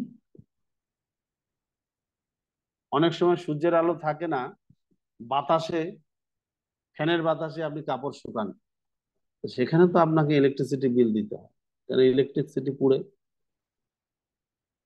বা একটু হালকা শুকিয়ে গেলে তারপরে আপনি আয়রন করেন, দিয়ে শুকিয়ে নেন, সেখানেও ইলেকট্রিসিটি পড়ে আপনাকে বিল দিতে হয়। অথচ সূর্যের আলোতে আপনি কাপড় মেলে দিয়ে দিব্যে কত ভিজা কাপড় শুকিয়েছেন। এরপরে লোক নানা রকম ধান, চাল, গম ইত্যাদি শুকায়, একটা টাকা আজ পর্যন্ত আপনাদেরকে সূর্যদেব পাঠায়নি বিল, যে এত টাকা বিল হয়েছে, বিল দিয়ে যাও, মরার আগে আমার বিল দিয়ে যাও। কি করে সূর্যদেব বিনা বিনা ট্যাক্সে, আমাদের কাছে ট্যাক্স নেওয়া দরকার ছিল না, উইথাউট ট্যাক্সে উনি সেবা করে যাচ্ছেন? সূর্যদেব একজন দেবতা, আমরা জানি দেবতারা সকাম, কিন্তু সূর্যদেবকে তো দেখছি না, উনি তো সকাম নন, উনি তো ফ্রি সার্ভিস দিচ্ছেন আমাদের। তার কারণ হচ্ছে উনি ভগবানের কাছে এই গীতার জ্ঞান শুনেছেন, নিষ্কাম কর্মযোগের জ্ঞান উনি ভগবানের কাছ থেকে প্রাপ্ত হয়েছে, এই জন্য উনি ফ্রি সেবা করে যাচ্ছেন এখনো। 2-4 দিন যদি সূর্য মেঘের আড়ালে মুখ ঢেকে রাখে, আমাদের কি অসুবিধা হয়ে যায়, হজম হয় না, হায় হায়, দই চিড়া খেয়ে অ্যাসিড হয়ে গেল। সূর্যের আলোটা যদি চনচনে থাকতো, একটু হজম হতো। আহ, সূর্যের আলোটাও নেই, এই দই চিড়া অ্যাসিড হয়ে গেল। দেখুন, সূর্যের আলো আমাদের খাদ্য হজমে তো কত সহায়তা করে, যদিও আমরা অনেক রকম নানা অসুবিধায় পড়ি, ঘাম হয়, গরম তাপ সহ্য করা যায় না, কিন্তু তারপরে অনেক উপকারও তো আমরা পাই। হুম? তা সূর্যদেব ভগবানের কাছ থেকে এই নিষ্কাম কর্ম করার জ্ঞান পেয়েছিলেন, যেটা তিনি পরম্পরাক্রমে আমাদের কাছে পাঠানোর জন্য তার পুত্র মনুকে দিয়েছেন, মনু তার পুত্র ইক্ষ্বাকুকে দিয়েছেন, ইক্ষ্বাকু তার পুত্রকে দিয়েছেন। এইভাবে পুত্র পরম্পরায় এই গীতার জ্ঞান রাজর্ষি পরম্পরা, এটাকে বলা হয় রাজর্ষি পরম্পরা। আর রাজাদের এক রাজা আরেক রাজাকে এই গীতার জ্ঞান দিয়েছেন, নিষ্কাম ভাবে প্রজা পালন করতে হবে, এই জ্ঞানটা এক রাজা আরেক রাজাকে দিয়েছেন। তো মাঝে মধ্যে এই জ্ঞানটা লুপ্ত হয়ে যেত। শিল প্রভুপাদ তাৎপর্য এটা বিভিন্ন ক্যালকুলেশন দিয়েছেন যে আজ থেকে ঠিক কত বছর পূর্বে শিল প্রভুপাদ এই সূর্য, এই ভগবান শ্রীকৃষ্ণ সূর্যদেবকে এই জ্ঞান দিয়েছিলেন। তার একটা রাফ ক্যালকুলেশন প্রভুপাদ করেছেন যে 12,04,00,000 বছর আগে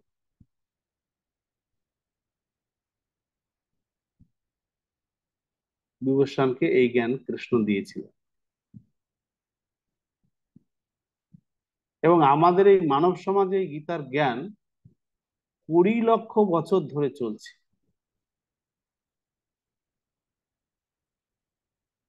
20,00,000 বছর ধরে গীতার জ্ঞান চলছে। হুম? তাহলে এত প্রাচীন জ্ঞান, এইটাকে লোকে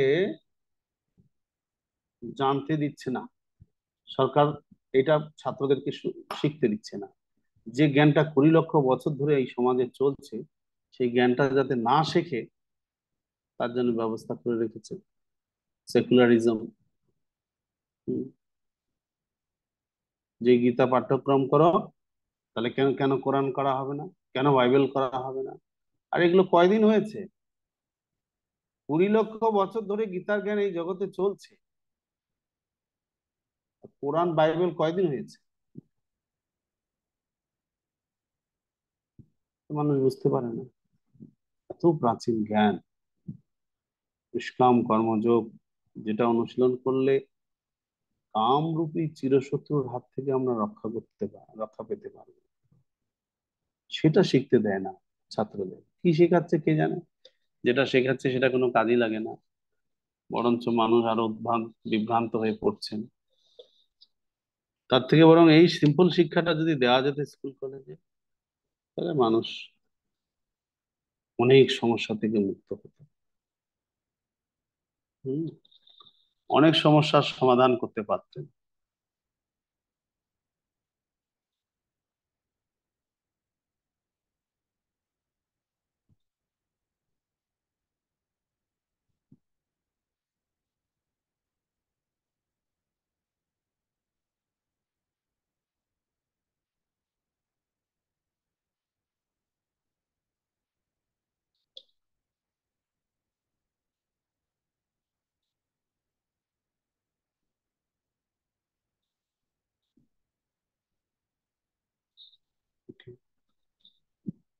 পরের শ্লোক, एवं परंपरा प्राप्तम इमं राजर्षयो विदु सकाले नेह मोहता যুগো নষ্ট পরন্তপ।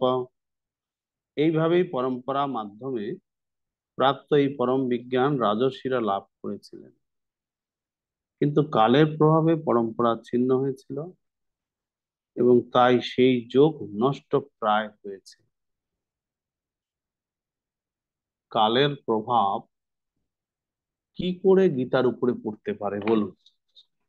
গীতা ভগবানের মুখনিসৃত বাণী, ভগবান থেকে অভিন্ন।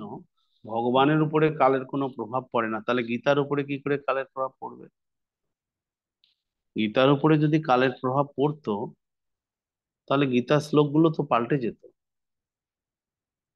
গীতার শ্লোক তো পাল্টায়নি। যে শ্লোক কৃষ্ণ 5,000 বছর পূর্বে অর্জুনকে শুনিয়েছেন, 12,04,00,000 বছর পূর্বে সেই শ্লোকেই উনি সূর্যদেবকে শুনিয়েছেন। তা শ্লোকগুলো তো পরিবর্তন হয়নি, সেম শ্লোক আমরা পাচ্ছি। তাহলে কালের প্রভাব গীতার উপরে পড়েছে কি করে বুঝবো? যার ফলে পরম্পরা ছিন্ন হলো, না, কালের প্রভাব গীতার উপরে পড়েনি। কালের প্রভাব পড়েছে যারা গীতা ব্যাখ্যা করেছেন তাদের উপর। গীতা ব্যাখ্যাকারদের উপরে কালের প্রভাব পড়েছে, গীতা শ্লোকের উপরে কোনো কালের প্রভাব পড়েনি। এই ব্যাখ্যাকারেরা যেহেতু কালের প্রভাবের দ্বারা প্রভাবিত হয়েছেন, তাই গীতার ভুল ব্যাখ্যা করে বেরিয়েছেন, আর তার ফলে গীতার শিক্ষাটা মানুষের কাছে আর পৌঁছায়নি। এইভাবে পরম্পরা নষ্ট হয়ে গেছে। তা না হলে কালের প্রভাব কৃষ্ণের উপরে, কৃষ্ণের বাণীর উপরে, কৃষ্ণের নামের উপরে কখনোই পড়ে না। কালের প্রভাব পড়ে ব্যক্তিদের উপরে, আমাদের উপরে। আমরা যারা গীতার ব্যাখ্যা করব, যদি ভুল ব্যাখ্যা করি, তাহলে এখানে কালের প্রভাব পড়লো, মানুষ গীতার জ্ঞান থেকে বঞ্চিত হয়ে গেল। তো ব্যাখ্যাকারীদের উপরে কালের প্রভাব পড়েছে, যাদের উপরে দায়িত্ব দেওয়া ছিল গীতার জ্ঞানকে প্রচার করার, তাদের উপরে কালের প্রভাব পড়েছে।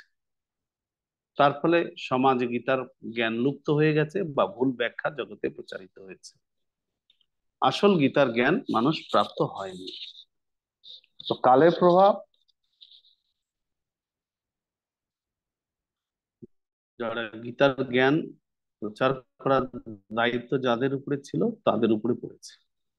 তারা হয় ভুল ব্যাখ্যা করেছে, আর নাহলে তারা বেশিরভাগই ভুলই ব্যাখ্যা করেছেন। প্রভুপাদ এই তাৎপর্যে লিখছেন, এখানে স্পষ্টভাবে বলা হয়েছে যে গীতা রাজর্ষিদের জন্যই বিশেষভাবে উদ্দিষ্ট হয়েছিল, কারণ প্রজা পালনের কাজে তারা যথার্থভাবে এই শাস্ত্রের উদ্দেশ্য কার্যকরী করবেন। ভগবদ্গীতার অমৃতময় উপদেশ কখনোই অসুরদের জন্য নয়। তারা এই জ্ঞানকে গ্রহণ করতে অক্ষম এবং জনগণের সেবায় প্রয়োগ করতে অক্ষম। পক্ষান্তরে তারা নিজেদের খেয়াল খুশি মতো ভগবানের দেওয়া এই দিব্য জ্ঞানের কদর্থ করে। এই সমস্ত মূঢ় দুরাচারীদের কদর্থ সমন্বিত মন্তব্যে ভগবদ্গীতার প্রকৃত উদ্দেশ্য যখন ব্যাহত হয়, তখন গুরু শিষ্য পরম্পরার পুনঃপ্রতিষ্ঠা করার প্রয়োজনীয়তা দেখা দেয়। 5000 বছর আগে ভগবান স্বয়ং লক্ষ্য করেন সেই গুরু শিষ্য পরম্পরা দ্বারা ধারা বিচ্ছিন্ন হয়ে গেছে, তাই তিনি ঘোষণা করেন যে গীতার উদ্দেশ্য হারিয়ে গেছে। আজকের জগতেও আমরা দেখতে পাই গীতার অর্থ কিভাবে বিকৃত হয়ে গেছে। গীতার অনেক সংস্করণ আছে, বিশেষ করে ইংরেজি ভাষায়, কিন্তু তাদের মধ্যে প্রায় কোনোটি গুরু পরম্পরা ধারায় অনুযায়ী নয়। তথাকথিত সমস্ত পণ্ডিতেরা গীতার অসংখ্য ধরনের ব্যাখ্যা লিখে কৃষ্ণ কথার নামে একটি ভালো ব্যবসা জাকিয়ে বসেছে, কিন্তু তাদের মধ্যে প্রায় কেউই পরম পুরুষোত্তম ভগবান শ্রীকৃষ্ণকে স্বীকার করে না। এটি হচ্ছে আসরিক প্রবৃত্তি। অসুরেরা কখনো ভগবানকে বিশ্বাস করে না, কিন্তু তারা কেবল ভগবানের সম্পত্তি ভোগ করার ব্যাপারে অত্যন্ত তৎপর। পরম্পরা ধারায় প্রাপ্ত ভগবদ্গীতার যথাযথ একটি ব্যাখ্যা প্রচার করার বিশেষ প্রয়োজন আছে, তা উপলব্ধি করে এই সংস্করণটি প্রকাশিত হয়েছে। ভগবদ্গীতা মানুষের প্রতি ভগবানের আশীর্বাদ। মানব সমাজে এটি এক অমূল্য সম্পদ। এই গ্রন্থটিকে যথাযথভাবে গ্রহণ না করে দার্শনিক জল্পনা কল্পনামূলক নিবন্ধ মনে করলে কেবল সময়েরই অপচয় করা হবে। তো প্রভুপাদ স্পষ্টভাবে বলছেন যে কালের প্রভাবটা আসলে কার উপরে পড়েছে? কালের প্রভাবটা পড়েছে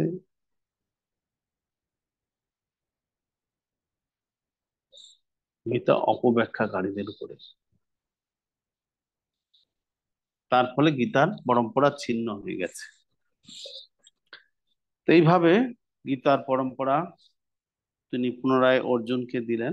রাজর্ষি পরম্পরাটা মাঝে মধ্যেই ছিন্ন হয়ে যায়, আবার এসে কোনো রাজাকে দিতে হয় গীতার জ্ঞান। সেই রাজা কিছুদিন চালায় পরম্পরাক্রমে সেই জ্ঞান, আবার যখন দেখা যায় সেই জ্ঞান ছিন্ন হয়ে গেছে, কোনো রাজা গীতার আদেশ অনুসারে নিজে চলেনি, প্রজাদেরকেও শিক্ষা দেয়নি, গীতার জ্ঞান বন্ধ হয়ে গেছে, তখন আবার ভগবানকে আসতে হয়, এসে আবার প্রতিষ্ঠা করতে হয়।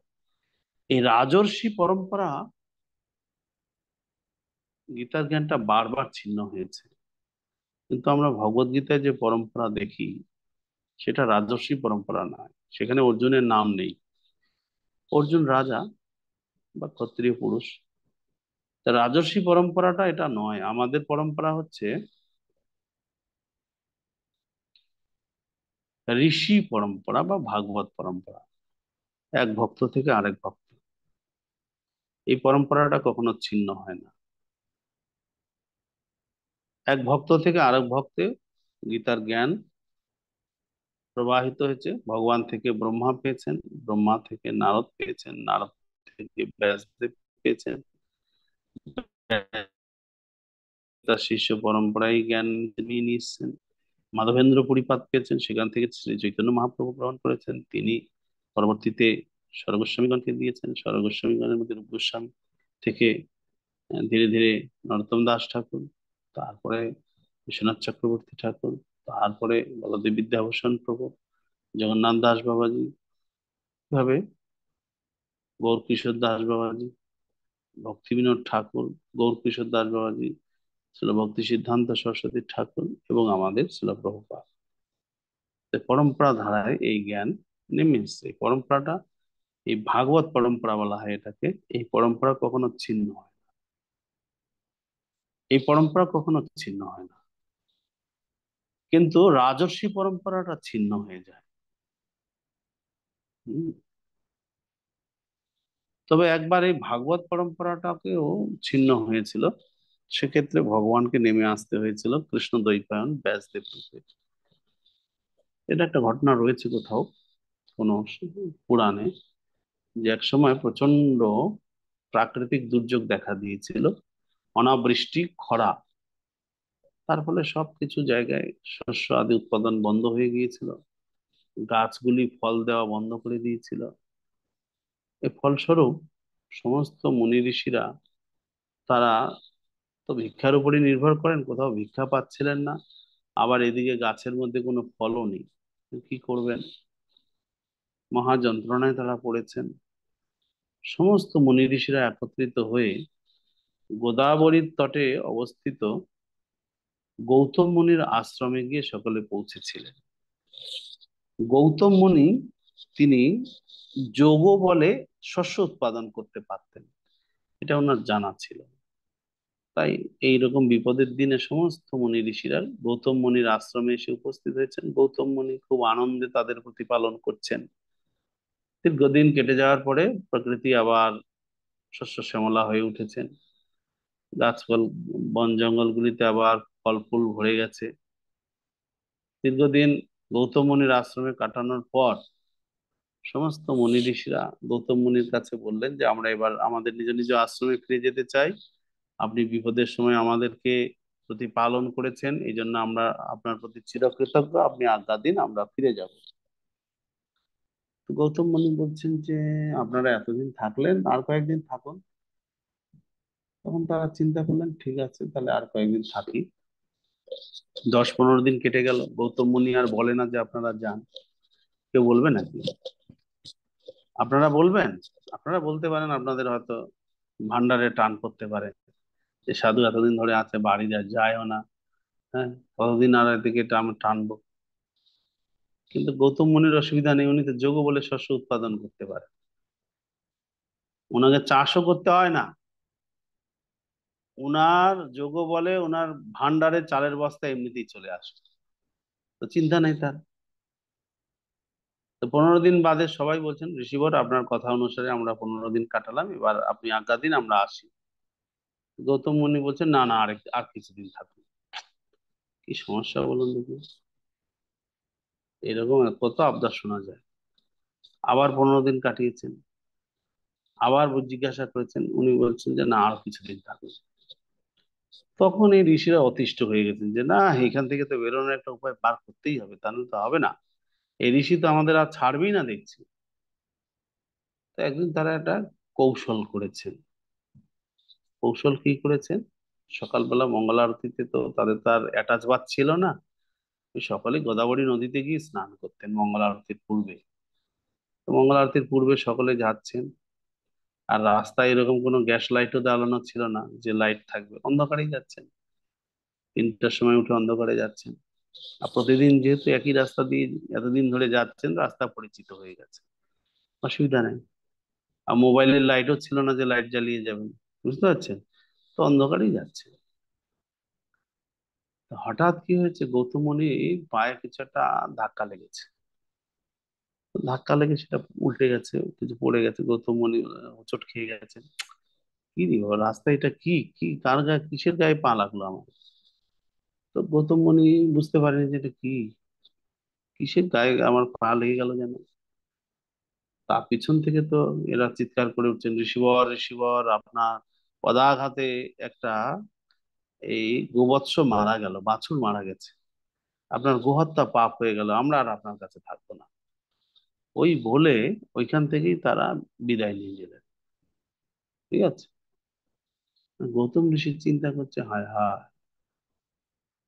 কার বাছুর এই রাস্তায় শুয়েছিল, পায়ের আঘাতে মারা গেল, মনে বড় দক্ষ, এইরকম পাপ কার্য হয়ে গেল আমার দ্বারা।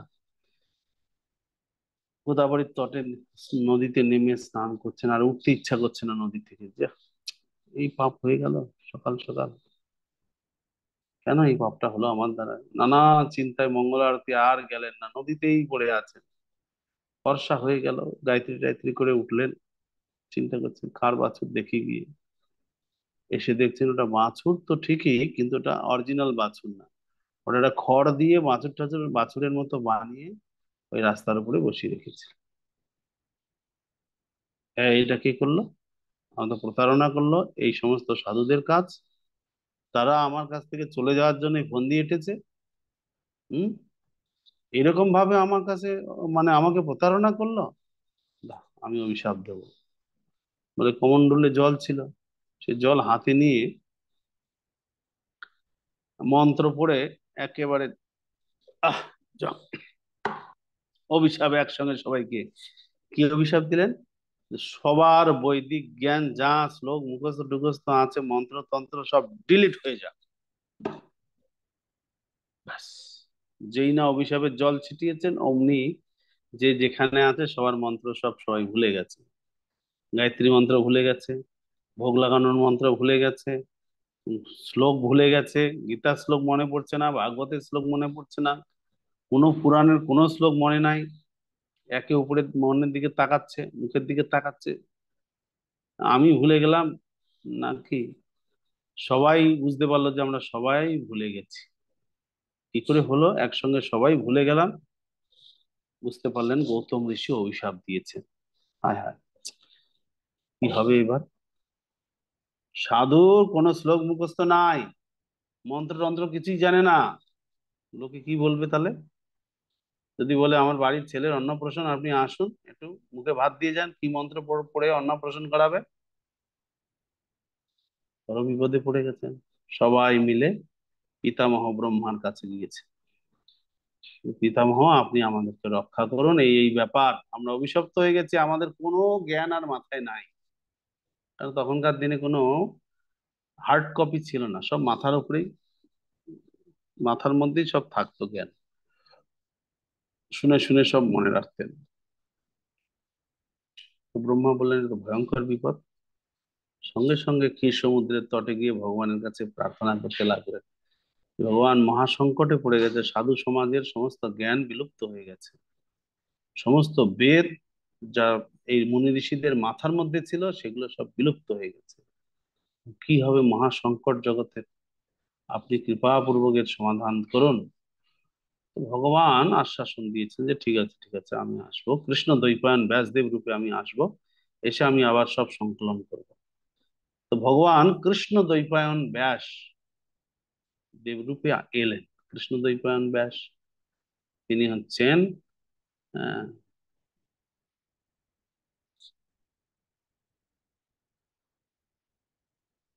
পরাশর মুনি এবং সত্যবতী গন্ধর্ব গন্ধর্ব না, ওটা হচ্ছে কি, মৎস্যরাজ এর কন্যা সত্যবতী, তার সঙ্গে তাদের মিলিত হন একটা দ্বীপে তারা। সেই সময় ব্যাসদেব প্রকটিত হন। তাদের মিলনের ফলে সেই ব্যাসদেব হলেন স্বয়ং কৃষ্ণ, কৃষ্ণ দ্বৈপায়ন ব্যাস। তিনি এসে সমস্ত শাস্ত্রকে লিপিবদ্ধ করা শুরু করলেন। বদ্রীনাথে বসে, বদ্রীনাথে ব্যাসপীঠ আছে, ব্যাস গুহা, সেইখানে বসে গণেশকে সাহায্য নিয়ে সেইখানে এই সমস্ত গ্রন্থগুলো উনি লিখলেন, সংকলন করলেন।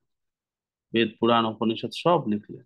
কারণ আর ব্রেনের মধ্যে রেখে রিস্ক নেওয়া যাবে না, এবারে হার্ড কপি লাগবে, সফট কপিতে আর কাজ চলবে না। হার্ড কপি তিনি তখন বার করলেন।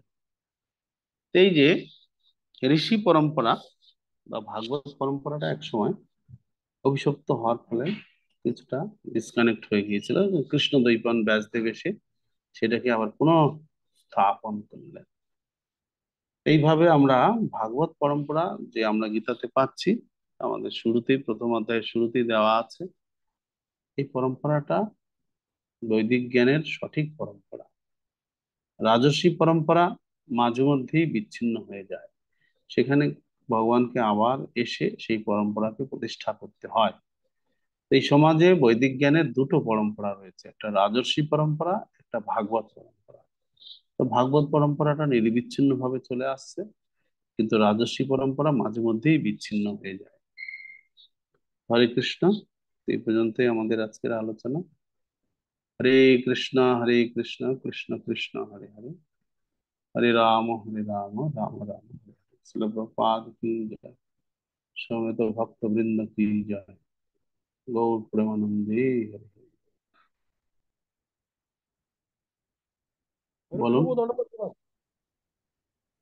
আমি বলছিলাম যে ওই প্রবন্ধ, ওই কর্মযোগের প্রবন্ধ প্রশ্ন 8 নম্বরটা, ইসকনের বর্তমান ও ভবিষ্যতের উন্নতির জন্য বর্ণাশ্রম ধর্মের 3টি দিক উল্লেখ করুন, যা অধ্যায় 2 ও 3 আলোচিত আছে। একটু যদি আলোচনা করে দিন ভালো হতো প্রভুজি। 3টে দিক কি হলে? এটার প্রশ্নের উত্তর লিখতে গেলে আপনাকে এই যে ফিলোসফিক্যাল আলোচনা যা হয়েছে এটা আত্মস্থ করতে হবে, তা নাহলে হবে না। বুঝতে পেরেছেন?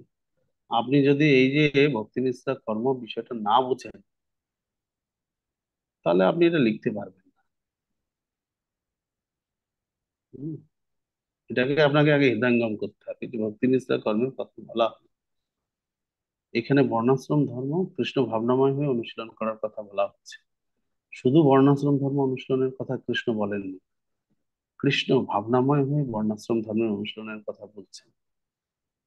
শুধু বর্ণাশ্রম তো ব্রাহ্মণ ক্ষত্রিয় বৈশ্য সব তো বাজারে ভরা রয়েছে। ব্রাহ্মণের ছেলে ব্রাহ্মণ, ক্ষত্রিয়ের ছেলে ক্ষত্রিয়, ওতে কোনো কাজ হবে না। ওতে কামরূপী চিরশত্রুর হাত থেকে কেউ মুক্ত হতে পারবে না। কৃষ্ণ ভাবনাময় হয়ে বর্ণাশ্রম আলোচনা পালন না করলে, কৃষ্ণ ভাবনাময় হয়ে কর্তব্য কর্ম করা প্লাস ভক্তি করা, এটাকেই তো ভক্তি মিশ্রা কর্ম বলা হচ্ছে। তো কৃষ্ণ ভাবনাময় হয়ে কর্তব্য কর্ম করা মানেই বর্ণাশ্রম অনুশীলন করা। কৃষ্ণ ভাবনাময় হয়ে কৃষ্ণের জন্য, কৃষ্ণের সন্তুষ্টির জন্য ব্রাহ্মণ তার কর্তব্য কর্ম করবেন, ক্ষত্রিয় তার কর্তব্য কর্ম করবেন, বৈশ্য তার, এবং শূদ্র তার কর্তব্য কর্ম করবেন। প্রত্যেকেই তার নিজ নিজ কর্তব্য কর্ম কৃষ্ণের সন্তুষ্টি বিধানের জন্য করবেন। তাহলে সেটাকে বলা হচ্ছে কৃষ্ণ ভাবনাময় হয়ে কর্তব্য কর্ম করা। এবং তার সাথে সাথে ভক্তি যোগের অনুশীলন করবেন। ভক্তি যোগ মানে শ্রবণ কীর্তন, হরিনাম করা, ভগবানের সেবা করা, এগুলি তার সাথে সাথে উনি করবেন। তাহলে গিয়ে হলো ভক্তি মিশ্রা কর্ম, যেটা করলে কামরূপী চিরশত্রুর হাত থেকে রক্ষা পাওয়া যায়। তো এটা না করে যদি কেউ শুধু বর্ণাশ্রম পালন করে, শুধু বর্ণাশ্রম তো অনন্তকাল ধরে জগতে চলছে। আপনাকে যদি বলা হয় আপনার মানে আপনার গোত্র কি, আপনি বলে দেবেন আপনার গোত্র কি, আপনি কোন বর্ণ, হ্যাঁ, আপনি নিজে বলে দিতে পারবেন। আপনি ক্ষত্রিয়, না ব্রাহ্মণ, না বৈশ্য, না কায়স্থ, নাকি শূদ্র, আপনি নিজেই জানেন, কিন্তু ওতে তো কোনো কাজ হবে না। তো ইসকনে কেন বর্ণাশ্রম ধর্ম প্রতিষ্ঠা করা হলো, কি কারণে? ওটা তো বাইরেই ছিল, এ আবার নতুন করে করার কি দরকার? বাইরে কোনো গৃহস্থ নেই? হাজার হাজার লোক বিয়ে করছে গৃহস্থ। তো সেই গৃহস্থ আর ইসকনের গৃহস্থ কি এক?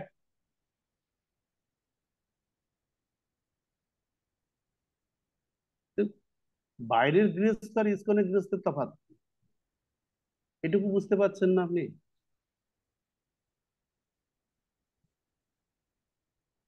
আপনি তো আগে ইসকনে ঢোকার আগে তো গৃহস্থ ছিলেন, ইসকনে ঢুকে এখন গৃহস্থ, কি তফাৎ আপনি বুঝতে পারছেন? আপনি নিজেকে দিয়ে বিচার করুন।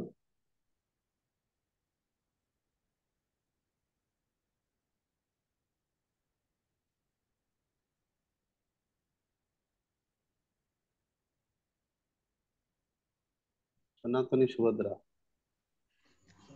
হরে কৃষ্ণ, প্রণাম প্রভু। প্রভু বলুন। বলছি বলছি আজ বাংলাদেশে আমার শাশুড়ি মা দেহ রেখেছে আজকে 6 দিন। আগামীকালকে তো স্নান যাত্রা প্রভু, আমরা কি অভিষেক করাতে পারবো জগন্নাথ দেবের? আসলে আপনার শাশুড়ি মরেছে মানে আপনার অশৌচি, এই মতো অবস্থায় তো করা ঠিক না। হুম, আচ্ছা আচ্ছা, আপনি বুঝছি প্রভু। বলে দিয়ে দিতে পারেন যে যেগুলো স্নানে লাগে সেই সমস্ত খরচাপাতি দিতে পারেন। হুম, কিন্তু নিজে করাটা ঠিক হবে না। ঠিক আছে প্রভু, হরে কৃষ্ণ। স্বপন কুমার কর্মকার,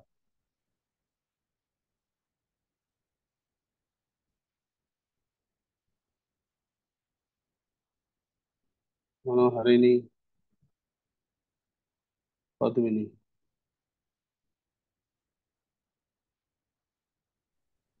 হরে কৃষ্ণ, প্রণাম প্রভু। হুম, আপনি একটা ক্লাসে বলেছিলেন কয়েকদিন আগে যে গুরু মহারাজের কথার মতো করে কথা বললে সেবা অপরাধ হয়। তো হচ্ছে সেরকম আমরা বলি না, কিন্তু হচ্ছে আমি যে জব করি, গুরু মহারাজের রেকর্ডটা ছেড়ে, জবের রেকর্ডটা ছেড়ে আমি জব করি, বা প্রভুপাদের জবের রেকর্ড ছেড়ে জব করি। হুম। তো এখানে অপরাধ হয় কি না? না না, ওতে কোনো অপরাধ নেই। আরেকটা বিষয় হচ্ছে প্রভু, আমি যখন একটানা 16 মালা 18 মালা যখন সময় থাকে জব করি, তখন হচ্ছে আমার হাতে একটু প্রবলেম আছে, যার জন্য আমি একটা পড়ার টেবিল বা বালিশ নিয়ে ওটার উপরে গুটিটা বের করে আমি জব করি। এটা কোনো অসুবিধা কিনা বা অপরাধ কিনা? এটা গুটি বের করে জব করলে আপনার জবের ফল ওইসব ভূত প্রেত সব নিয়ে নেবে, বুঝতে পারছেন? বুঝিনি প্রভু যে। বুঝিনি না, লোককে দেখিয়ে জব করবেন, তার সেই সেই যারা দেখবে আপনার জবের গুটি, আমার তাদের ফল, তাদের কাছে জবের ফল যাবে। আপনারা জব করে ঘর, লাভ হবে না। আচ্ছা, মানে হচ্ছে ভিতরে হাত রেখে করলে হাতে প্রবলেম হয়। আর এমনিতে আমার ঘরে কেউ থাকে না, আমি একাই না থাকি দিনের থাকলেও বেলায়। কত ভূত প্রেত থাকে, তাদের কাছে যাবে, ভূত প্রেতে নিয়ে যাবে আপনার জবের ফল, বুঝতে পারছেন? আচ্ছা আচ্ছা আচ্ছা আপনার আচ্ছা। শ্বশুর শাশুড়ি নিলে তো তাও লাভ হবে, যে না জব করছে, শাশুড়ি দেখছে, শাশুড়ি তো জব করে না, আমার জবের মালাটা দেখে, তা তো ফল শাশুড়ির কাছে গেলে তাও আপনার লাভ হবে, কিন্তু ভূত প্রেতের কাছে গেলে কোনো লাভ হবে?